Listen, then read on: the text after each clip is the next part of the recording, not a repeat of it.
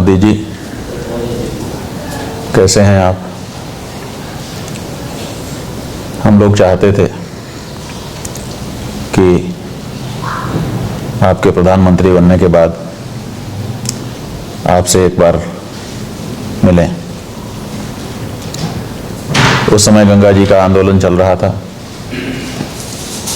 आप नए नए प्रधानमंत्री बने थे। हम लोग चाहते थे कि गंगा जी के बारे में जो हम लोगों की चिंताएं हैं उनसे आपको अवगत कराएं। पत्र लिखे, प्रयास किए, मिलना नहीं हो पाया, कोई बात नहीं। फिर आप दोबारा प्रधानमंत्री बने। हम लोग चाहते थे कि दोबारा आपसे मिल करके गौ माता के बारे में और गंगा माता के बारे में चर्चा करें, लेकिन वो कार्यकाल भी आपका पूरा हुआ, समय आपको नहीं मिला कि हम लोग चर्चा कर सकें। अब तीसरी बार आप प्रधानमंत्री के पद पर सुशोभित हुए हैं। हम लोग चाहते थे कि इस कार्यकाल में गौ माता के बारे में आपसे चर्चा करें, लेकिन संभव नहीं हो पा रहा है। तो हमारे शिष्यों ने टेलीविजन में आपका ये चित्र दिखा दिया, तो हमने सोचा चलो चित्र माध्यम से ही सही, आप कम से कम सामने तो हैं, क्यों ना आज गौ माता के संदर्भ में आपसे थोड़ी सी चर्चा कर लें। मोदी जी, आपको क्या बताना है कि गौ माता हम सनातन धर्मियों के लिए, हिंदुओं के लिए कितना महत्व रखती हैं। हमारा तो सारा वेद, सारे पुराण और परंपरा, इतिहास, जहां भी आप देखते हैं गौ माता के चरणों में श्रद्धा और भक्ति के साथ हमारे पूर्वजों का सारा व्यवहार दिखाई देता है। वेदों में उनको अग्न्या कहा गया है। अग्न्या का मतलब होता है जिनको मारा ना जा सके। पुराणों में अनेक ऐसे उपाख्यान वर्णित हैं जिनमें बताया गया है कि गौ को मारने से राजा महाराजा भी बहिष्कृत कर दिए गए, और जिस राजा ने गौ माता की सेवा की उसको अभीष्ट फल की प्राप्ति भी हुई। इसीलिए हमारे हर पूर्वज ने अपने अपने समय में गौ माता को माता के रूप में सम्मान दिया, उनकी आराधना की, सेवा की और उससे पुण्य फल की प्राप्ति की। आप तो जानते ही हैं, भगवान स्वयं गौ माता की सेवा के लिए अवतार धारण करके आए। नंगे पांव गौ माता के पीछे पीछे चले और इससे उन्होंने मुझे सुख मिल रहा है ऐसी अभिव्यक्ति दी। गाय की सेवा, इससे बढ़कर के क्या हो सकता है। हम इसलिए कह रहे हैं कि आपको बताने की जरूरत नहीं है, क्योंकि 2014 ईस्वी के पहले आपने स्वयं वक्तव्य दिया था कि ये गुलाबी रंग, याद करिए आप। हम लोगों ने तो वीडियो में ही देखा था, प्रत्यक्ष तो आपको नहीं सुना था, लेकिन वीडियो में देखा था कि आप कह रहे थे कि गुलाबी रंग की जो क्रांति हमारे देश में की जा रही है, ये आपको दुखी करती है कि नहीं पता नहीं, मुझे तो दुख होता है। हम लोगों को मोदी जी सच में बहुत अच्छा लगा था। ऐसा लगा था कि अब कोई ऐसा आ गया जो हम सनातन धर्मियों की, हम हिंदुओं की पीड़ा को समझता है, विशेष करके गौ माता के, उनकी हत्या के संदर्भ में बड़ी आशाएं की। फिर आप प्रधानमंत्री बने, हम लोगों ने खुशियां मनाई। गंगा के किनारे बहुत बड़ा उत्सव हमने स्वयं किया था और कहा था कि अब हमारा प्रधानमंत्री आ गया। लेकिन आपके कार्यकाल पर कार्यकाल बीतते चले गए मोदी जी, और गौ माता की हत्या में रोक की बजाय बढ़ोतरी होने लग गई। गोमांस के निर्यात को ऊंचाई मिल गई, बढ़ावा मिल गया, और गौ माता के जो लोग हैं उनको निराशा मिलती रही। एक समय तो मोदी जी ऐसा आया, हम लोगों को बड़ा आश्चर्य हुआ जब आपने कहा गौ रक्षकों को गुंडा। समझ में ही नहीं आया कि ये कहने की आपको कौन सी आवश्यकता पड़ गई थी। हम लोगों ने सूचना के अधिकार में मांगा कि भारत के प्रधानमंत्री ने ऐसा वक्तव्य दिया है, इसका आधार क्या है। वहां से लिख करके आ गया कि कोई ऐसा आधार हमारे पास नहीं है। तो फिर आपने किस आधार पर यह कहा? आज तक इसका स्पष्टीकरण गौ भक्तों को नहीं मिल पाया है। मोदी जी, आपको कई लोग बताते हैं, बताते होंगे, मीडिया में भी इसी तरह की बातें कही जाती हैं कि हम लोग आपके विरोधी हैं। आपने हमारा व्यक्तिगत रूप से तो कुछ बिगाड़ा नहीं है कि हम आपके विरोधी हो जाएं। हाँ, एक प्रधानमंत्री के रूप में आपको देख करके आपसे हम लोगों की आशा अपेक्षा हो गई थी कि आप गौ माता की हत्या को अपराध घोषित करेंगे और उनको जो पशु के रूप में भारत की सरकारों ने संज्ञा दी है, वो पशु संज्ञा उनकी हटा करके माता के रूप में उनको दर्ज करेंगे। ये जो आपसे आशा बन गई और वो जो जब बार बार लंबे समय तक प्रतीक्षा करने के बाद भी निराशा में बदलती है, तो जितनी गहरी भावना अपेक्षा की होती है, उतना ही अपेक्षा के पूरे ना होने पर दुख भी होता है, क्षोभ भी होता है, और कभी कभी ये क्षोभ आक्रोश में बदल जाता है और शब्दों के माध्यम से उसकी अभिव्यक्ति हो जाती है। अगर आप उसको अपने विरोध के रूप में देखेंगे तो ये भूल होगी मोदी जी, हम विरोधी नहीं हैं। अनेक ऐसे मामले हैं जिनके कारण आपकी प्रशंसा भी हम लोग समय समय पर करते रहे हैं, लेकिन ये गौ माता का जो मुद्दा है ये बड़ा कठिन मुद्दा है। हम जिसको मां कहते हैं उसकी हत्या हमारे सामने हो रही है, और उस देश में हो रही है जिस देश में हम बहुसंख्या में हैं, और उस देश में हो रही है जिस समय हमारी भावना का दोहन करके, ऐसा प्रदर्शन करके कि हम मापी के हैं, एक प्रधानमंत्री बैठा हुआ है। ऐसे समय में अगर गौ हत्या जारी है तो दुख हमारा कैसे गलत हो सकता है। इसीलिए आपसे चर्चा करने की जरूरत थी। हमने ये सोचा था जब योगी आदित्यनाथ जी कुंभ पर्व के आयोजन में बढ़ चढ़ करके हिस्सा ले रहे थे, ऐसा लग रहा था जैसे समस्त सनातन धर्मियों को वो प्रयाग की धरती पे देखना चाहते हैं। हम लोग सोच रहे थे कि अगर इतना बड़ा जमावड़ा करने की इच्छा है तो जरूर यहाँ से सनातन धर्मियों को कोई न कोई उपहार मिलेगा।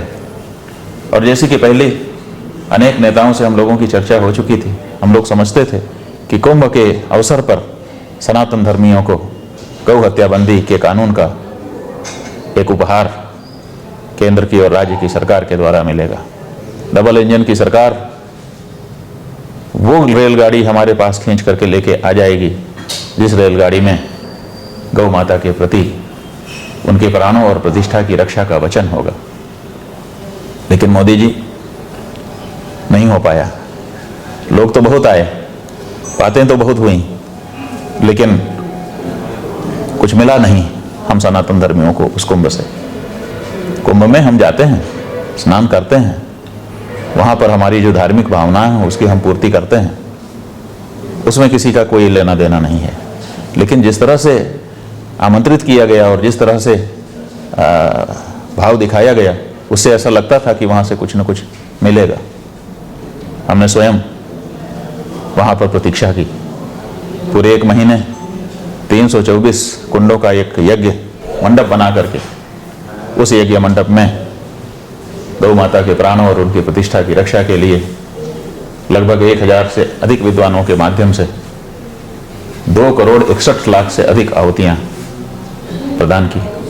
इच्छा तो थी कि गौ माता के श्री विग्रह में 33 कोटि देवता होते हैं, कम से कम एक एक देवता के निमित्त एक एक आहुति तो दें, 33 करोड़ आहुति दे दें, लेकिन संभव नहीं था, उतने संसाधन भी हमारे पास नहीं थे। इसलिए जितना हमसे संभव हुआ हमने देवताओं को प्रसन्न करने के लिए वहाँ पर ये यज्ञ किया। हमने आशा की थी कि इसी बीच में कोई ना कोई घोषणा केंद्र की सरकार की तरफ से अथवा उत्तर प्रदेश राज्य की ओर से जरूर गौ माता के संदर्भ में की जाएगी, लेकिन निराशा हाथ लगी। उसके बाद माघ की पूर्णिमा को, जिस दिन कुंभ पर्व की समाप्ति का अवसर था, हम लोगों ने गौ माता के शरीर में रहने वाले 33 कोटि देवताओं की ओर से, एक एक कोटि देवताओं की ओर से एक एक दिन का समय दे करके 33 दिन का समय निर्धारित किया और ये अपेक्षा की कि इन 33 दिनों में तो कम से कम कुछ न कुछ कहा जाएगा। अब वो 33 दिन भी बीतने वाले हैं, कुल 7-8 दिन 10 दिन रह गए हैं। अंग्रेजी तारीख से अगर समझेंगे तो 17 मार्च को वो तिथि भी पूरी हो जाएगी, 33 दिन भी पूरे हो जाएंगे। और अभी 6 मार्च हो चुकी है और 6 मार्च को मेरठ में हम हैं, आपसे ये संवाद स्थापित कर रहे हैं।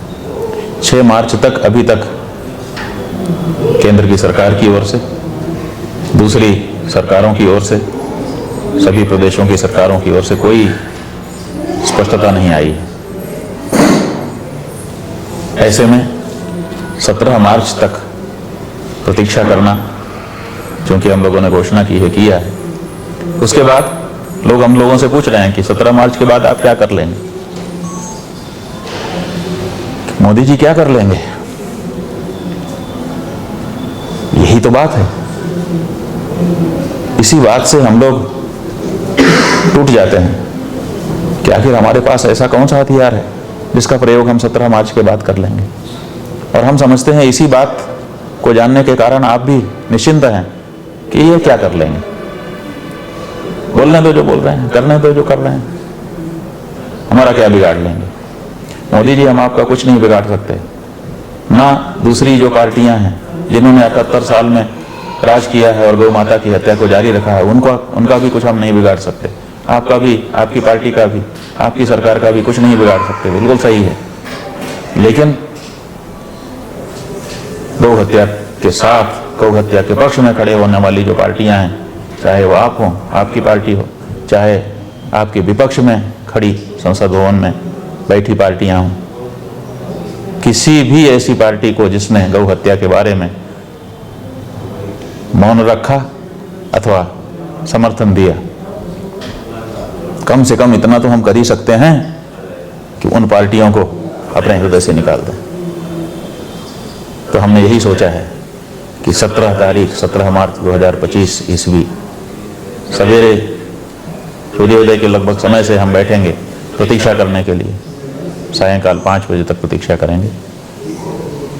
तब तक कोई ना कोई संदेश हर पार्टी की तरफ से सनातन धर्मियों के लिए आना चाहिए। ये बात हमारी अकेले की नहीं है, ये इस देश में रहने वाले हर हिंदू की बात है। इसके लिए भीड़ इकट्ठा करके, अव्यवस्था उत्पन्न करके, सरकार को परेशान करके भावना को दिखाने की आवश्यकता नहीं है। ये सुनिश्चित है, प्रमाणित है कि हर हिंदू गौ हत्या नहीं चाहता। हर हिंदू चाहता है कि गौ हत्या बंद हो, और हर हिंदू अपेक्षा करता है अपनी सरकारों से, उन राजनीतिक दलों से जो उसके वोट से शक्तिमान बने हुए हैं। लेकिन आपके सामने हम स्पष्ट कर देना चाहेंगे कि अब हिंदू ऐसी पार्टियों से सरोकार रखना नहीं चाहेगा, अपने हृदय से उन पार्टियों को निकाल करके बाहर कर देगा जो गौ माता के संदर्भ में स्पष्टता के साथ खड़ी नहीं दिखाई देंगी। जो पार्टी स्पष्टता के साथ घोषणा कर पाएगी कि हम गौ भक्त हैं, हम ये कर रहे हैं, अगर सत्ता में है तो तत्काल करके दिखाए, अगर सत्ता में नहीं है वचन दे कि हम शपथ ग्रहण करते ही पहला काम गौ माता की हत्या को रोकने का कानून और उनको माता के रूप में प्रतिष्ठा देने का कानून लेकर के आएंगे। अब हम उसके साथ जाना चाहेंगे। आप ये भी सोच रहे होंगे, आपके लोग विश्लेषण करके बताएंगे कि ये शंकराचार्य ये क्या बोलेगा, इसके साथ कितने लोग हैं। ठीक है, हमारे साथ कितने लोग हैं गौ माता के संदर्भ में, ये तो समय बताएगा, लेकिन कम से कम हम स्वयं तो अपने हृदय से आप और आपके विपक्ष में खड़ी उन सभी पार्टियों को जो गौ माता के साथ अपने आप को खड़ा नहीं दिखा सकती हैं, संकोच है उनको गौ माता के पक्ष में बोलने में, उनको अपने हृदय से निकाल करके तो फेंक ही सकते हैं। तो 17 तारीख की शाम तक हम चाहते हैं, ये कोई हमारी धमकी नहीं है, हम चाहते हैं कि स्पष्टता इस बारे में हो जाए। भारतीय जनता पार्टी, जिसके संसदीय दल के नेता आप हैं, जिसके कारण आप प्रधानमंत्री हैं, उस पार्टी की तरफ से या आपकी सरकार की ओर से गौ माता के पक्ष में एक स्पष्टता प्राप्त होने की हम अभी भी अपेक्षा करते हैं। बाद में ना कहा जाए कि हमने कोई अवसर नहीं दिया। लंबे समय से 20 नवंबर सन 2023 को दिल्ली के रामलीला मैदान में गौ क्रांति दल, गौ क्रांति